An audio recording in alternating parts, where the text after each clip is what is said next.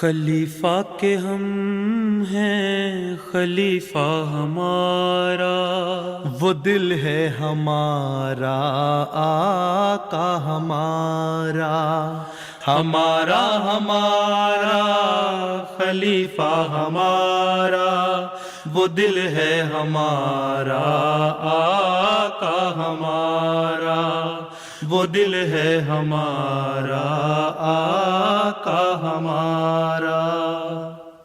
Assalamu alaikum and welcome back to This Week with Huzur.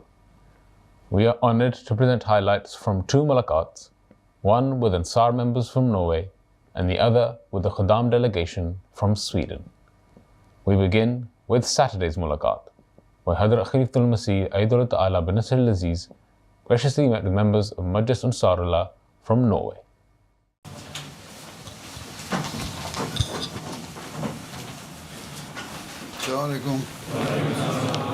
Last Sunday, a delegation of Ansar from Norway, including Ansar National Amla members, had the blessing of having a mulaqat with Hazrat Khalifatul Masih V, Ayyadullah Ta'ala bin Nasr al-Aziz. During the mulaqat, everyone had the opportunity to introduce themselves. Hazrat Amir al-Mu'mineen guided the National Amla members about their responsibilities. السلام علیکم ورحمۃ اللہ پیارے حضور، خاکسار safe الرحمان اور قائد تعلیم القرآن کی حیثیت سے تعلیم القرآن اور وقف عارضی کتنا کرتے ہیں؟ وقف عارضی تو کم ہے حضور۔ کیوں کم کیوں ہے؟ اصل کام تو وہی ہے آپ کا۔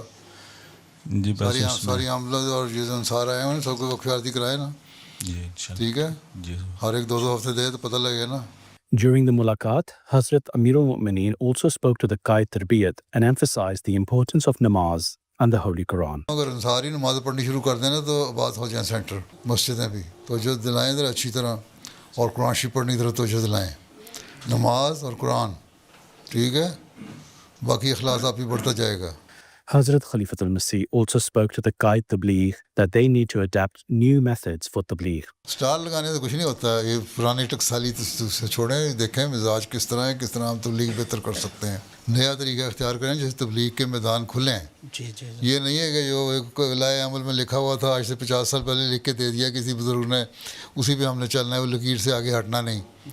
آپ لوگ انصار بھی شک ہو گئے ہیں، عمریں تو زیادہ نہیں، شک سفید بال ہو جائیں آپ کے، جی حضور، تو جوانوں کی طرح کام کریں جی اور حضور، سفید دوم کو شامل کریں۔ دیکھیں نوجوان قسم کے انصار آپ کے پاس موجود ہیں، بنائیں ایسا لائے عمل کہ زیادہ سے زیادہ پیغام پہنچے، تبلیغ کریں، لٹریچر دیں، لوگوں کے رابطے کریں، سیمینار کریں، اکٹھے کریں لوگوں کو اور مدد کریں، جماعت والے لوگ آپ سے نمونہ حاصل کریں۔ انصار تو تجربہ کار ہیں، تو اپنے تجربے سے لوگوں کو فائدہ پہنچائیں، پلان کریں ایسا پلان جو نیا قسم کا ہو، سوئے نہ رہیں ہو۔ ٹھیک ہے۔ The attendees also had the opportunity to ask questions to Hazrat Amir al-Mu'mineen on a range of contemporary and religious issues. اللہ تعالیٰ اپنے عام جاری قانون قدرت کے تحت مسلمانوں اور غیر مسلموں دونوں کو جہاں ان کی محنت کا اجر دیتا ہے، وہاں دنیوی آزمائشوں کا بھی شکار ہوتے ہیں۔ حضور، سوال یہ ہے کہ ظاہری طور پر دنیا میں اہل ایمان اور کافروں سے اللہ تعالیٰ کے سلوک کے فرق کو کیسے دیکھا اور سمجھا جا سکتا ہے جو غیر مسلموں کو بھی دکھایا جا سکے تاکہ وہ اللہ تعالیٰ پر ایمان لا سکے؟ پہلی بات تو یہ ہے کہ اپنا معیار اس حد تک لے کے جائیں جہاں پتہ لگے گا آپ کو واقعی تعلق ہے اللہ تعالیٰ سے۔ یہ کہہ دینا کہ الحمدللہ بسم اللہ بہت اللہ کا فضل ہے میں مسلمان ہوں، تو اس سے کہنے سے کافی نہیں ہوتا۔ 5 نمازیں فرض ہیں، وہ 5 نمازیں تو پڑھتے نہیں، جو بنیادی چیز ہے، جو سچائی ہے اس پہ تو قائم نہیں رہتے۔ اکثریت مسلمانوں کی تو یہی حال ہے نا۔ جو نیک لوگ ہیں مسلمان، جو نیک ہیں، عبادت بھی کرنے والے ہیں اور اللہ تعالیٰ کے حکم و عمل کرنے والے بھی ہیں، ان کو اللہ تعالیٰ دنیا داری کے انعامات ہیں ان سے بھی نوازتا ہے اور ان کا دین بھی ہے۔ اور پرانے زمانے میں جو صحابہ تھے ان کا یہی تھا، دیندار بھی تھے اور کروڑوں کے مالک بھی ان کو اللہ تعالیٰ نے بنایا۔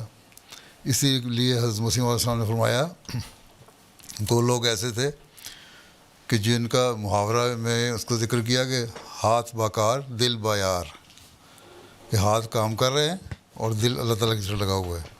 لیکن ہمارا کیا ہوتا ہے کہ ہمارا دل بھی پیسے کی طرف لگا ہوتا ہے، دنیا کی طرف لگا ہوتا ہے. نماز کا وقت آتا ہے، ظہر یا عصر کا نماز کام کے دوران میں نہیں کرتے، رات کو دیر تک بعض کام کرتے ہیں تو صبح فجر کی نماز نہیں وقت پہ پڑھتے. تو یہ ساری چیزیں جب ہوں گی تو کس طرح ہم کہہ سکتے ہیں کہ وہ اللہ تعالیٰ کی طرف سے نیکی اس کو ملی ہوئی ہے اور بڑا دیندار آدمی ہے. تو دیندار نام کا ہے، اس لیے جب وہ محنت کرتا ہے دنیا داری کی اور ساتھ لیبل لگایا ہوا ہے دینداری کا، اور ایک دنیا دار محنت کرتا ہے اور اس کا کوئی دھوکہ نہیں دیتا، کم از کم منافقت تو نہیں ہے اس میں، اللہ تعالیٰ پھر جب نتیجہ نکالتا ہے تو اس کو زیادہ نواز دیتا ہے. اور بہت سارے لوگ ایسے ہیں جو بظاہر کلمہ پڑھنے والے ہیں لیکن سچائی پہ قائم نہیں، اور اس کے مقابلے میں دوسرے لوگ جو لامذہب بھی ہیں لیکن بعض نیکی کی باتیں ان میں ہیں، محنت کی عادت ان میں ہے، تو ان کے اجر پھر ان کو اللہ تعالیٰ دیتا ہے. تو اس لیے یہ کہنا کہ کس طرح ہم فرق کریں کس طرح نہ کریں، پہلی بات تو یہ ہے کہ پہلے یہ کہیں کہ جو دیندار لوگ ہیں ان کی یہ مثالیں ہیں، ان کی مثالیں تلاش کریں. اگر آپ خود دیندار ہیں اور اللہ کے فضل ہیں اور دین بھی قائم ہے تو کہیں کہ میرے پہ یہ اللہ کے فضل ہوئے کہ دین کے رہتے ہوئے مجھے اللہ تعالیٰ نے دنیا داری سے بھی نوازا. ہاں ایک دیندار شخص بھی ہے، ایک دنیا دار شخص ہے، دونوں کے برابر کے کاروبار ہیں، اور وہ دیندار جو ہے اللہ تعالیٰ کے حقوق بھی ادا کر رہا ہے، اس کے بندوں کے حقوق بھی ادا کر رہا ہے، تو اللہ تعالیٰ اس کے کام میں برکت ڈال دیتا ہے، اس کے پیسے میں برکت ڈال دیتا ہے. جبکہ اس کے مقابلے میں دنیا دار جو ہے گو وہ جتنا مرضی کما لے لیکن دنیاوی آزمائشوں میں پڑا ہوتا ہے، اس کے کام میں برکت نہیں ہوتی، اس کے پیسے میں برکت نہیں ہوتی. تو یہ تو بہت ساری مثالیں تلاش کر کے دیکھیں اپنے معاشرے کے اندر کون سی ایسی معاشرے، پھر بتائیں لوگوں کو مثال دے کے. تو یہ ایک اصولی بات تو یہی ہے کہ دین پہلے جب ہے تو اس پہ عمل بھی کر کے دکھانا ہے، پھر اللہ تعالیٰ سے مانگیں تو پھر اللہ تعالیٰ نوازتا بھی ہے. تو دنیا کو ہم نے کیا بتانا ہے، پہلے ہمارے پہلی تو بات یہ بتائیں کہ اللہ کی طرف آؤ. تو اب اس بات پہ کیوں دنیا والوں کو اب سوال اٹھاتے ہیں کہ ہم دنیا کو کیسے بتائیں کہ دنیا ملتی ہے. ہمارا تو یہ مقصد ہی نہیں ہے دنیا ملتی ہے، ہمارا تو مقصد ہے یہ دنیا کو بتانا کہ دین کس طرح ملتا ہے اور خدا تعالیٰ کس طرح ملتا ہے، اور اس جہان کے بعد اگلا جہان ہے جس میں آخری حساب کتاب ہوگا. یہ زندگی تو عارضی ہے 80 90 100 سال کی، مستقل زندگی جو ہے وہ تو اگلے جہان میں جا کے ملنی ہے. اس کے لیے ایک مومن کوشش کرتا ہے، اس کے لیے ہم کوشش کرتے ہیں، اور اس کے لیے تم کوشش کرتے نہیں تو اللہ تعالیٰ تو فرماتا ہے کہ پھر اگلے جہان میں جا کے تم دیکھ لو گے تم لوگوں کے ساتھ کیا حساب ہوتا ہے. پھر تم کہو گے اللہ تعالیٰ ہمیں موقع دے، ہمیں واپس بھیج دیں، ہم دوبارہ دین کی بات کریں اور تیرے حکموں پہ چلیں. اللہ کہے گا نہیں، اب تو جو تم کر رہے. تو یہ تو کانسیپٹ جو ہے وہ بالکل مختلف ہے ہمارا. آپ ملانے کی کوشش کر رہے ہیں ہم دنیا کو دین کے ساتھ کس طرح ملائیں. دین علیحدہ ہے، دنیا علیحدہ ہے. اس کو پہلے اپنے دماغوں سے نکالیں، اپنے بچوں کے دماغوں سے نکالیں، پھر اپنے معاشرے میں بتائیں کہ دین کیا چیز ہے، خدا کی طرف سے لے کے آئیں. بہت سارے لوگ تو لامذہب ہو چکے ہیں، خدا تعالیٰ کو نہیں مانتے. ان کو بتائیں کہ اللہ تعالیٰ ہے اور یہ اس کے نشانات ہیں ہونے کے، اور یہ میرا تجربہ ہے اللہ تعالیٰ کی وجود کا. ہمارے یہاں مختلف پروگرام ہوتے ہیں، ریویو ریلیجن والے پروگرام کرتے ہیں، دوسرے کرتے ہیں، اس میں اللہ تعالیٰ کی وحدانیت، اللہ تعالیٰ کی ایگزسٹنس کا ثبوت دیا جاتا ہے. تو یہ چیز ہمیں بتانے والی ہے تم اللہ کو مانو، پھر دیکھو تمہاری دنیا بھی تمہیں ملے گی، دین بھی تمہیں ملے گا. اس طرح اپنے پیغام پہنچانا ہے، لیکن اس کے لیے پہلے اپنے حالات کو بہتر کرنا ہوگا. جی حضور، میرا سوال ہے کہ جب بچے بلوغت کی عمر کو پہنچتے ہیں اور ان کی شادی ہوتی ہے تو آئلی زندگی کے متعلق ان کی کاؤنسلنگ کی جاتی ہے، لیکن اگر والدین بھی بعد میں کبھی انہیں آئلی معاملات میں کچھ نصائح کریں تو بعض بچے اسے اپنی زندگی میں مداخلت سمجھتے ہیں. نہ کیا کریں مداخلت، کس نے کیا کریں. سوال ہے کہ اگر بچوں کی صحیح تربیت ہے، بچوں کو اسلامی تعلیم کا پتہ ہے، بچوں کا دین کا پتہ ہے، تو ان کو پتہ لگنا چاہیے کہ ان کے کیا حقوق ہیں اور ان کی بیوی بچوں کے کیا حقوق ہیں. میں کئی دفعہ بیان کر چکا ہوں مختلف خطبوں میں، تقریروں میں، بلکہ جلسے کے دنوں میں نے مختلف حقوق پچھلے 2 سال سے 3 سال سے بیان کیے ہیں. ان نے بیوی کے حقوق، بچوں کے حقوق، خامد کے حقوق سب بیان کیے ہیں نا. ان سے کہو کہ پہلی بات تو یہ ہے کہ تم ایک احمدی مسلمان ہو تو تمہیں کونسلنگ تو ہو گئی اچھے تعلق رکھنے کے لیے، اس پہ تم عمل کرو، لیکن اس کے بعد اگر وہ دین پہ چل رہے ہیں اور ماں باپ کہتے ہیں نہیں ہمارے مطابق تم چلو، جو ہم کہتے ہیں وہ کرو، بیوی کو تم کہو کہ تم روز اٹھ کے اپنی ساس کو سلام کیا کرے یا ساس کے گھر میں آ کے رہے، اپنے گھر میں نہیں رہنا، تو یہ غلط چیزیں ہیں. ان کے معاملات میں دخل دینا نہیں چاہیے. جب بچہ جوان ہو جائے تو اس کے معاملے میں کیوں دخل دیتے ہیں؟ آپ جو خود تھے تو آپ کو بھی پسند نہیں تھا کہ ماں باپ آپ کے معاملے میں دخل دیں، ٹھیک ہے. بلکہ شادی نہ بھی ہو، ویسے یہ جوانی میں قدم رکھتا ہے کہ انسان، اور اس معاشرے میں جو کھلا معاشرہ ہے یورپ کا یا مغرب کا یا ترقی یا سو کال ترقی یافتہ لوگوں کا، اس میں تو وہ کہتے ہیں کہ ہم جوان ہو گئے، 18 سال ہماری عمر ہوگی، ہمارے معاملے میں دخل نہ دو، ہم آزاد ہیں جو مرضی کریں. تو بچپن کی تربیت اگر ایسی ہے کہ وہ دین کی باتیں سنیں تو کونسلنگ کا بھی فائدہ ان کو ہوتا ہے. ہاں ورنہ ایک کونسلنگ ایک ہوتی ہے، اچھا یہ تمہارے حقوق ہیں اسلام نے رکھے، یہ تمہاری بیوی کے حقوق ہیں اسلام نے رکھے، ان پہ تم عمل کرنے کی کوشش کرو. اور اس کے علاوہ بہت سارے ایسے ہیں جو ان حقوق سے بڑھ کر حقوق ادا کرنے والے ہیں. یہ تو نہیں ہے کہ سارا ہمارا پورا ماحول ہی بگڑا ہوا ہے، چند ایک ہوتے ہیں بگڑے ہوئے، تو ان کو تربیت بچپن سے ہو گئی ہے صحیح تو وہ نہیں بگڑیں گے. اور اگر بچپن سے نہیں ہوئی تو پھر آپ کے جوانی میں جا کے ان کے معاملے میں دخل اندازی کرنے کا مطلب یہ ہے کہ ان کو آپ مزید خراب کر رہے ہیں، اپنے سے دور لے کے جا رہے ہیں. وہ آپ سے بھی دور جائیں گے، دین سے بھی دور جائیں گے. اس لیے ان کے معاملات میں دخل نہ دیں، چھوڑیں ان کو ان کے حال پہ اور ان کے لیے دعا کریں. حضرت مسلم صلی اللہ علیہ وسلم نے فرمایا بلکہ بچوں کے لیے بھی تم اتنی دعا کرو. سب سے پہلی بات یہ ہے کہ بچوں کے لیے دعا کرو، اور سب سے بڑا ہتھیار یہی ہے کہ اللہ تعالیٰ ان کی نیک تربیت کرے اور اپنا نمونہ دکھاؤ. اگر آپ کا میاں بیوی کا نمونہ نیک قائم ہوگا بچوں کے سامنے تو بچوں کو ایک مثال سامنے ہوگی. اگر نہیں ہوگا تو کہیں گے اپنے آپ کو سنبھالیں، ہم ہی کیا نصیحت کرتے ہیں، ٹھیک ہے. اس لیے ان کی تربیت کے بجائے نا جوان ہو گئے ان کو چھوڑیں ان کے حال پہ، کونسلنگ ہو گئی، اب میاں بیوی کو اپنی زندگی گزارنے دیں، آپ اپنے زندگی گزاریں اور اپنے نمونے قائم کریں. بڑے ہو کے بھی اب جب اپنی مثال قائم کریں گے ان کے سامنے تو وہ خود دیکھ لیں گے کہ یہ مثال ہمارے سامنے ہمارے ماں باپ کی ہے تو ہم نے اس طرح زندگی گزارنی ہے. جی پیارے حضور، میرا سوال جو ہے وہ نظام وصیت اور مقبرہ موسیان سے متعلق ہے. حضرت مسیح موعود علیہ الصلوۃ والسلام رسالہ الوصیت میں فرماتے ہیں واضح ہو کہ خدا تعالیٰ کا ارادہ ہے کہ ایسے کامل ایمان والے ایک ہی جگہ دفن ہوں تا آئندہ کی نسلیں ایک ہی جگہ انہیں دیکھ کر اپنا ایمان تازہ کریں. حضور، یورپ کے اکثر ممالک میں موسیان کے لیے اپنا قبرستان موجود نہیں ہے. جس کونسل میں موسی وفات پاتا ہے عموماً وہیں دفن کیا جاتا ہے. تو سوال یہ ہے کہ کیا حضرت مسیح موعود علیہ الصلوۃ والسلام کے ارشاد کے مطابق جماعت کو ہر ملک میں مقبرہ موسیان قائم کرنے کی کوشش کرنی چاہیے؟ ضرور کوشش کرنی چاہیے، اور جہاں جہاں ہو سکتا ہے وہ کرتے ہیں. یو کے میں ہے، جرمنی میں ہے، کوشش کر رہے ہیں، اور جگہوں پہ ہے. بہت بڑے وسیع ملک ہیں تو مختلف شہروں میں مقبرہ موسیان ہے، اور آپ لوگوں کو بھی کوشش کرنی چاہیے کہ قائم ہو. جہاں مجبوری ہے نہیں ہو سکتا وہاں مجبوری ہے، وہاں آپ کیا کر سکتے ہیں. تو اللہ تعالیٰ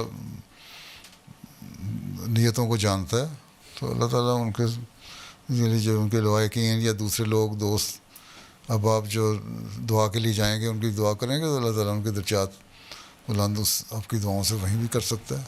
لیکن بہرحال کوشش یہ ہونی چاہیے کہ مقبرہ موسیان بن جائے ہر جگہ، اور رسالہ الوصیت سے ہی کہ استنباط نکلتا ہے اس میں، اور جگہوں پہ بن سکتے ہیں.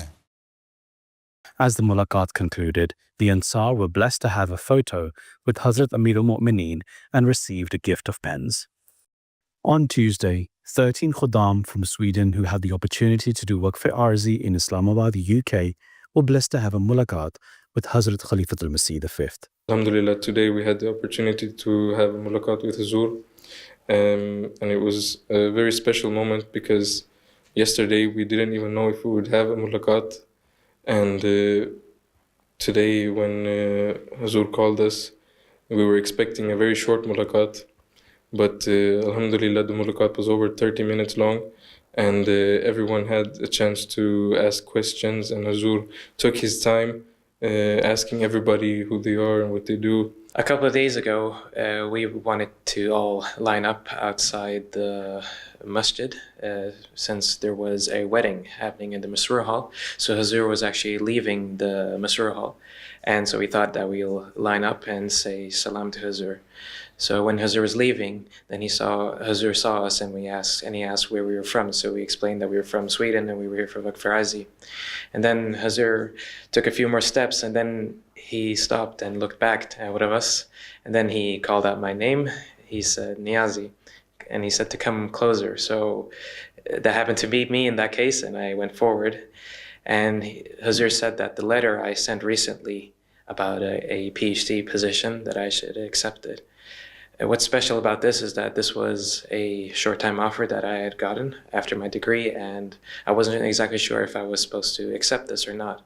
So I consulted Huzur in a very short notice letter that I actually sent just 2 days prior to that event. And what's actually special about this is that is a very connection that we have as Ahmadis with our Khilafat and with Huzur, and that even a short notice letter can actually be read and accepted by Huzur. And that just says that anyone can do this, and we should definitely write as many letters as we can and as often as we can with Huzur to create and keep that connection.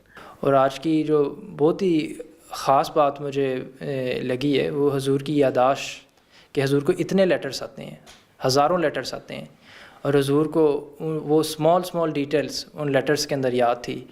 جیسے کہ میں نے آج سے کچھ عرصہ پہلے حضور کو لیٹر لکھا تھا کہ میرا کاروبار آج کل کچھ سلو ہے، لیکن حضور نے پھر میرے سے پوچھا کہ کاروبار آج کل کیسا جا رہا ہے، ٹھیک ہو گیا، بہتر ہو گیا؟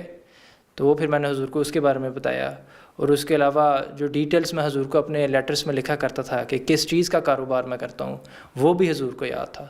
تو جب میں سوچتا ہوں کہ حضور کو اتنی چھوٹی ڈیٹیلز یاد ہیں، اتنے زیادہ ان کو لیٹرز جاتے تھے، لیکن پھر بھی ان کو یہ اسمال ڈیٹیلز یاد ہیں، تو یہ اس سے پتہ چلتا ہے کہ یہ اللہ تعالیٰ کی طرف سے، خدا تعالیٰ کی طرف سے خلافت ہے، اور خلافت کا مددگار ہے اللہ تعالیٰ. Those were highlights from just some of beloved Huzur's activities last weekend. We now end with our final segment, the Friday Sermon Summary. In today's Friday sermon, Huzur, may Allah be his helper, continued mentioning the conquest of Makkah. Huzur, may Allah be his helper, narrated an incident of Abu Sufyan, who upon witnessing the devotion of Muslims and the leadership of the Holy Prophet ﷺ, began to feel the truth of Islam. ابو سفیان نے ادھر ادھر مسلمانوں کو پانی کے بھرے ہوئے لوٹے لے کر آتے جاتے دیکھا، اور اسے نظر آیا کہ کوئی وضو کر رہا ہے، کوئی صف بندی کر رہا ہے. تو ابو سفیان نے سمجھا کہ شاید میرے لیے کوئی نئی قسم کا عذاب تجویز ہوا ہے. چنانچہ اس نے گھبرا کر حضرت عباس سے پوچھا کہ یہ لوگ صبح صبح یہ کیا کر رہے ہیں؟ حضرت عباس نے کہا تمہیں ڈرنے کی ضرورت نہیں، یہ لوگ نماز پڑھنے لگے ہیں.